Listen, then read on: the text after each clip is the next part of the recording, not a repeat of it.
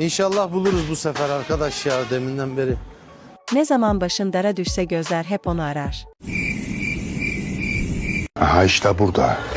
Selamünaleyküm. Aleykümselam. Şefim 19. ada 27 numarayı arıyorum ama yardımcı olabilir misin ya? Tabii ki memnuniyetle. Aman efendim vay vay vay. Ula Feyzo hoş geldin. Hava sıcak. Hakikaten bayağıdır yürüdüm. Bir su ikram etmek Allah istiyorum razı size. olsun. Sanki Sizden içimi de. okudun, işin Ne rast gelsin. istemiştiniz? 19. 19. ada 27 numara. Hemen beyefendi. Şöyle şuradan göstereyim. Şu tepe nokta var ya beyefendi. Nasıl da içten ve samimi. Tepeden sağa dönünce 19. blok oluyor. 19-27 numara orada. Çok teşekkür ederim. Rica Allah ederim. razı olsun. İşin Rica rast ederim, gelsin. sizin de. Eyvallah. Özel güvenlik görevlileri yardımsever insanlardır. Adam ha vallahi adam ha. Yok. Hayır abi şunu üstüne geçirmişler. Adam ya. Allah razı olsun, adam işi gücü rast gelsin ya. Deminden beri arıyoruz.